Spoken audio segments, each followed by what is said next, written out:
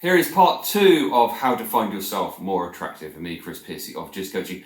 If you haven't watched part 1, I do feel like it's quite important, so I'll put a link to it somewhere, probably in the notes below or somewhere other. Find it. So moving on, this video is less about the theory and about the fact that feeling more attractive is all about mindset. This is going to be filled to the brim with different techniques which I think that you could get some benefit from to start feeling more attractive. Let's move on by talking about mirror work. Let's be clear, you're gonna flipping hate this. You're gonna find it as cringy as hell and you're not gonna want to do it, and you probably won't do it. But honestly, it is one of the very best things that I did to start feeling less like I looked like a mouldy old tomato. I didn't ever feel like that particularly. I didn't feel very good about myself. Mouldy old tomato, don't know where that came from. Anyway, so mirror work. This is going to take 5 minutes, 1, 2, 3, 4, 5 minutes of your day, and you're not going to like it, but it's really, really helpful. It honestly is.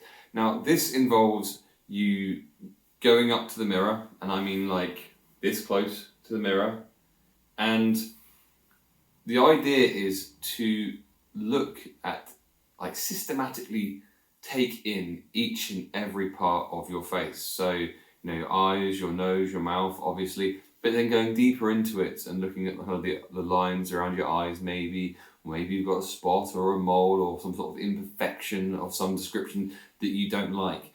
And with each different part, you, out loud preferably, to say, I accept my eyes. I accept the lines around my eyes. I accept this crease on my forehead. I accept my nose. I accept, and say it like meaningfully. And this is, we're saying we accept it. We're not saying we like it. We're not saying that we love it. We're saying that this is part of me and I accept that this is what it is like. Now, it feels super cringy and maybe you'll even find it super cringy, but just being that up close and personal with yourself and actually openly saying that you accept what you look like is a powerful thing. Because, like I said yesterday, the sooner you accept what you actually look like, the better you will start feeling about yourself. And I promise that this is true. And once you've systematically gone through, maybe you go kind of look down and across and down and across, down and across until you've done your whole face, is to make like direct eye contact with yourself and say, I accept myself. Or even if you want to say, I love myself. Now, I understand that this feels cringy and awkward and I don't want to do it. Like I've said several times now, it honestly will help. No one else has to know that that's what you're doing. If you're in the bathroom and there's other people around in the house and you don't want them to hear what you're saying, then you can just kind of say it to yourself in your head. But I think verbalizing it, putting it out there is a really powerful thing to do. So 5 minutes a day is all I'm asking of you to do. And I honestly think that this will really, really help you. But let's move on to the next one. Stop using filters. Just stop. So stop using them. Like, just stop using filters. I get it. You take a photo and go, ooh, yeah, I quite like how the angle of my head, and I quite like, like my smile. Oh, my eyes, oh God, my eye. Is there any filters that make my eyes look less like they actually look like? Okay, oh, these eyes look a lot better if I put this filter on, so let's put that filter on. Just ask yourself what you think you're doing to how you feel about yourself by, like, saying, I can't put this up for public consumption unless I change it so I don't look like me. That is what you're doing every single time you use a filter. And I'm not talking about the ones that turn you into a dog or into a teddy bear or whatever the hell. And if you're in your 30s and you're doing that, I don't know whether to say fair play or seriously, come on. But the ones which alter your face and remove the wrinkles or soften everything or make your eyes bigger or make them brighter, it's like, that isn't what you look like. That isn't what you look like. It's okay to be later, people get older, and as you get older, things naturally happen, and that's absolutely fine. It's okay to start getting a couple of lines when you're in your 30s, That's okay. You don't have to try and look 21 if you're in your 30s, because you're not. You're not 21. You're later in your years, right? So the filters I'd basically, you holding up a finger to yourself and going, yep, you are not attractive enough. Let's put a filter on instead. Now, I'm not talking about the ones that make a picture nice, I'm talking about the ones which actually change your appearance so that it's not actually what you look like. Stop using filters. I think I've made myself ridiculously clear on that. Another truth bomb coming straight at you, like Cleopatra, showing my age. What's wrong with you today? I think I'm tired. Who do you think like the hottest person on the planet is? You know, if you were like, it's them. Who do you think it is?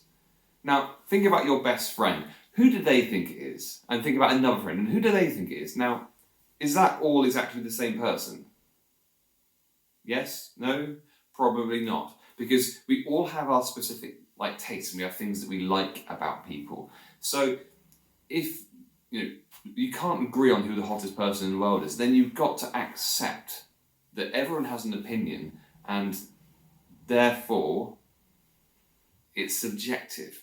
Attractiveness is subjective. So who you might find really, really attractive, your friend might be like, oh, no, yuck, horrible. And I'm pretty sure that whoever they're talking about isn't yuck and horrible, but they're just not their type. There's not the sort of person that they are interested in. So you don't have to look like anyone else to be attractive, because not everyone has to find you attractive. Because this is the thing, you don't find everyone attractive. There are people who you do not find attractive, and that's okay, because you're allowed to not find people attractive. But you shouldn't be thinking, oh, I need to be attractive to everyone, when you're not even attracted to everyone. So you've got to play by the same rules as the rules that you're playing by. If you're saying, oh, I like this person because they've got this about them, they're attractive, but I don't like this person because they've got them about them, then you've got to admit that then there is going to be things about you that this person doesn't like about you, but this person does like about you. It is all completely subjective. So get into your head the idea that everyone has different tastes, and that's fine. Now, you have to concentrate on just feeling attractive yourself and putting that feeling of being attractive out there, because that in itself is attractive.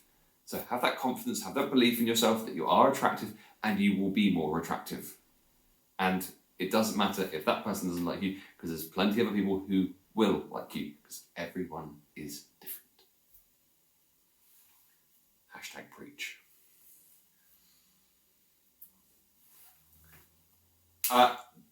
Do you want to find yourself unattractive as quickly as possible? If so, I've got the solution for you. Start comparing yourself to other people. There is no quicker way at all than to feel like shit about yourself, than to go out there, scroll through Instagram or look at people in a bar or a club and go, oh, I wish I was like them. Going, oh, they've got better boobs than me, they've got better arms than me, they've got nicer eyes than me, they've got a nicer smile than me. There is no way to win this game. The comparison game has no winners whatsoever, because there's two things that are going to happen if let's say like Instagram's a great example. Let's say you're scrolling through Instagram, you see a picture of someone who of the same gender as you, who you think is attractive. Now, there's two possible outcomes. Either, actually, let's say it might not even be someone attractive. It just might be an old school friend or an old school enemy or whatever.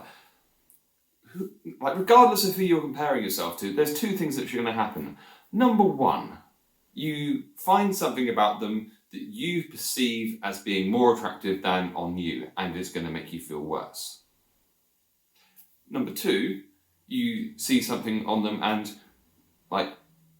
you go, well, actually, I think that I've got this that's better than them. Okay, is there going to be a fanfare?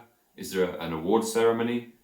Are people going to be lining the streets and firing out confetti? No. The chances are you won't even reward yourself for the fact that yours is better than theirs. So there is no winner in this game. So if you find yourself in a position where you are comparing yourself to anyone else, just stop and ask yourself, what do I possibly have to gain by doing this? And the answer is nothing. I mean, tell me now. Put it in the comments. Like, what have you got to gain by comparing yourself to someone else? What's the big prize? What's the golden trophy? The golden goose? There isn't one. So just stop doing it. If you find yourself doing it, ask yourself that question, just stop it. Here's the first written exercise that I'm going to recommend. And this is to actually journal your thoughts about yourself. So, maybe on your phone or, on a bit of paper. I think on a bit of paper is actually quite a nice way of doing it. So actually write it down like you're in the 18th century with a quill, maybe not. Actually write down what you feel about yourself. And I want you to write down the good, the bad, and the ugly. Because, maybe there are parts of you that maybe go, I really like my little toe.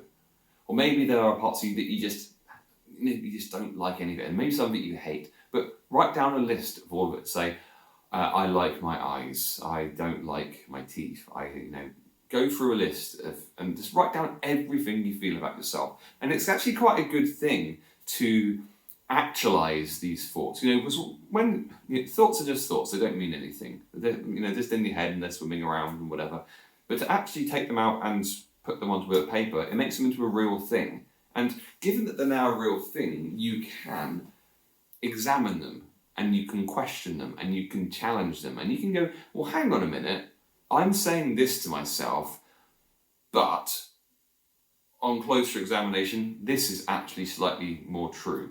Now, I'm going to give you 3 different examples of this to help you through this process. Example 1, saying, I am fat. So let's say you've written, I am fat on your list. Well, first of all, not very helpful to be just that unkind to yourself, is it? Let's be honest now. That's not very nice. But further to that is the fact that it's very vague as a statement. So someone might say, I am fat if they are carrying 3 or 4 extra pounds. Or they might say, I am fat if they are carrying 30 or 40 extra pounds above what their ideal weight is, whatever that means. So let's change this statement to be just a bit more accurate and a bit more helpful and a bit more positive. So if you're in the category where you're just carrying a few extra pounds, then change it. Just cross out where it says I am fat and say I am carrying a few extra pounds. Absolutely nothing wrong with that. It's more positive, it's more accurate, and it's going to make you feel a lot better than just saying, I am fat. If, however, you're in a situation where you are carrying a lot more weight than you would like to be carrying, and you're 30 or 40 pounds overweight or something like that, then change it into a statement of intent. It's like, fat is such a classic insult. And you don't want to be sat there insulting yourself. So cross out I am fat, I would like to lose some weight. Changing it to I would like to lose some weight. It shows intent, it has some kind of positivity to it, and that's okay. Example 2, let's say you write down I am too short or I am too tall. Now, there are certain things about us, about our physical appearance, which just are certainties. They're given, they're not going to change. Our bone structure, the shape of our eyes, and things like our height. They are things which are not going to change. So you have the choice. You can either go through your whole life telling yourself, I'm too short, I'm too tall, I have this. But if it's something that literally cannot change, even with all of the things in cosmetic surgery or whatever, if you want to throw your money at that, there are things which are just not going to change. And if they're not going to change, you've got 2 choices. You either sit there complaining about it your whole life, or you know what, I am shorter than the average height, and I accept that. Because what's the point in burning your energy, getting depressed, getting frustrated, and feeling awful about yourself about something which cannot change? You can either sit there bitching about the cards that you've been dealt, or you can go, well, let's just try and play this game a different way, maybe. Because the problem is that if you don't accept it, then this can carry through into your interactions with life. So I'm going things we're talking about attractiveness, let's going to talk about this in terms of dating, in terms of a guy being too short, because I feel like this is something that kind of can pop up, with a relative amount of frequency. So if you feel like you're too short and you're kind of sat there depressed and going, well, I'm too short, so I'm never going to find the love of my life, and you go on a dating app and you're swiping through and you kind of see someone who you like the look of, but you see on their profile that they're whatever height they are, and that's taller than you, and you're a guy, so you can't possibly be. So you like everything about them, but they're 3 inches taller than you. So you don't swipe, and you swipe left on them. What? You are. This is what is known as projection. You are sat there going, "I am too short," and then you're saying, "Well, I think I'm too short, so obviously that person is going to think that I'm too short. And if I'm too short in their head, then there's no chance they're going to match with me, so I'm not going to bother even trying to match with them." Well, how are you possibly going to match with them if you're not even going to swipe on them? It's their choice. It's the other person's choice to decide if you're too short or not. And maybe they don't want to be with someone shorter than them and they can't handle that, in which case they're not going to swipe on you. But maybe they don't care. Maybe they just want a thoroughly decent human being who they can have a laugh with, they can cuddle up on the sofa with, watch some Netflix, eat some ice cream, and just have some fun with. Like, you don't get to decide whether you're too short for them. That's their decision. Stop projecting.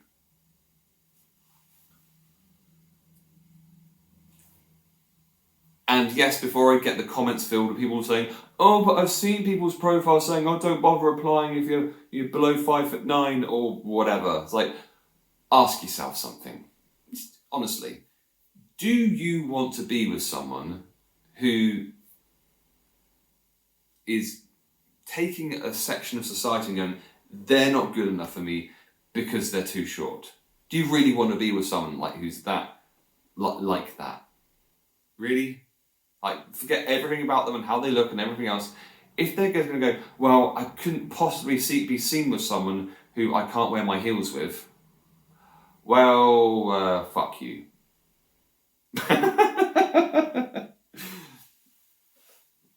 Maybe not fuck you, but I'll pass, thanks. Example 3. Saying something along the lines of, "I have bad teeth." Now, once again, is this really being kind to yourself? Is this being helpful? Like, if your best friend, had teeth exactly the same as yours, would you go out of your way to tell them that they had bad teeth? Probably not. And yes, there are things that you can do to change things like teeth or whatever, but so maybe it's beyond the realms of what you can afford. So it just comes back to a place of acceptance. And you can accept that your teeth are like they are, but you don't have to call them horrible. You can just say, rather than say, "I have horrible teeth," you say, "I don't like my teeth, but I'm going to take some steps to try and improve how they look and how I feel about them." Now, going through this journal process, because I recommend that you kind of write all this stuff down and then go through the things like line by line, as you feel kind of like you've got the emotional energy to do something like this, because it can be like quite an emotional experience. I know that I found it quite emotional doing it, because you start to uncover how you really feel about the different parts of your body, and it can hurt, and you can kind of go, well, actually, hang on a minute, I feel this about myself, but now I can see that was never coming from me. It was coming from the person who said that to me so many times that I started to believe it, when actually what I hold true is something different. So it can be refreshing, it can be emotional, it can certainly kind of open you up to the possibility that maybe, just maybe, you are actually attractive. So journal your thoughts, go through that. I mean, I appreciate there's a lot of information there. If you need any help with that at all, then drop a comment or message me, and I can explain it in depth a little bit more. Realise that attractiveness is dynamic. Maybe when you wake up in the morning and you got your bed head on. I don't experience that much myself. You wake up and you just go, oh god, start the day. Chances are you probably don't feel very attractive then. But maybe once you've had a shower, once you've had a shave or done your hair or done your makeup, you feel more attractive at that time. So you recognise that attractiveness it's not a constant; it goes up and down. So there's a couple of reasons why this is really, really important. First of all is, if you see a photo of yourself, or you catch yourself in the mirror, or you see a photo from way back when, you go, oh, ugh, really don't like how I look in that photo. It's like, well, like we said in part 1 with the photos, well, that's what you look like at that particular moment in time. That is a snapshot of that moment there where you looked exactly like that.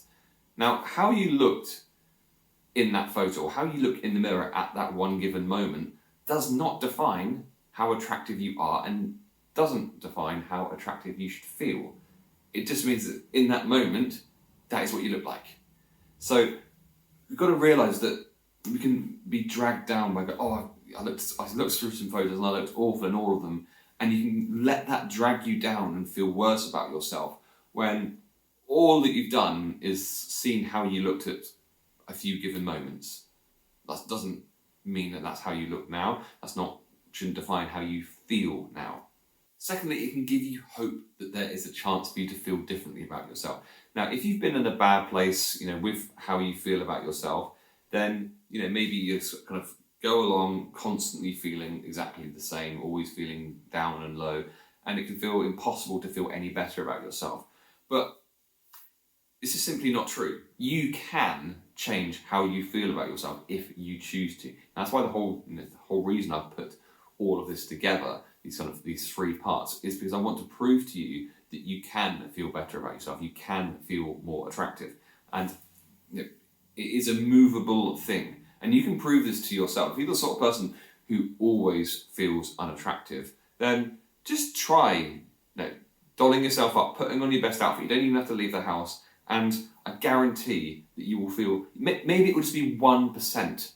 You'll just feel 1% more attractive. Even if you feel 1% more attractive, you have proven to yourself that there is the chance to feel more attractive. So, attractiveness is dynamic. It isn't set in stone. The final one in this part 2 of how to find yourself attractive, smile. And this one has been a really, really difficult one for me. Have never felt like I'm naturally a very smiley person on videos, and when I'm a magician, when I'm performing, I smile quite a lot. So just feel that kind of buzz and that adrenaline. But just day to day going around, I don't feel like I'm very smiley. But smiling is such a superpower.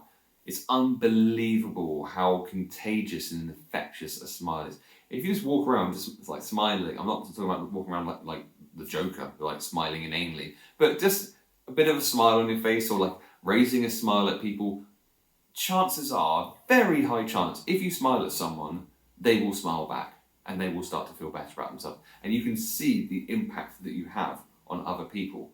It is really quite incredible what a smile can do to make yourself feel better, make other people feel better. Smiling makes you happier. Smiling makes you more confident. Smiling makes you more approachable. And all of that just adds to your level of attractiveness.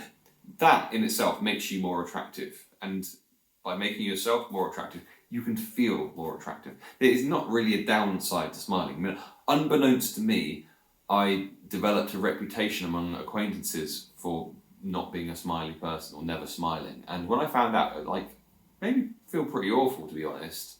And I just went, well, why don't I smile more? And, apart from a couple of physical hang-ups that I'm kind of slowly releasing, I didn't really have a reason. I didn't have a reason to not smile more. So it is something, even ongoing now, that I am trying to work on. But by doing so, by smiling more, you will make yourself feel better. You will spread some happiness around you, and you will feel more attractive and more confident. So that just about wraps it up for part 2 of how to find yourself attractive. In part 3, it's going to be chock full of more incredibly useful tips on how to find yourself more attractive, including the one that perhaps you've all been waiting for: how to stop caring what other people think about you. because that is one of the biggest things that you need to overcome if you want to feel attractive. So yeah. In the meantime, that video is going to be out in a week's time. In the meantime, do some mirror work, do some of these other techniques, push yourself outside of your comfort zone, and see how you get on. Let me know in the comments which of these you feel like has been the most eye-opening or the best for you. If you have any questions about any of the techniques, do so as well. And it would be really helpful if you could like the video. And if you do like my videos, then please consider subscribing to the channel, so as soon as there's a new video up, you will be made aware of it. Thanks for watching, for listening, and I'll catch you again soon, you sexy, sexy people.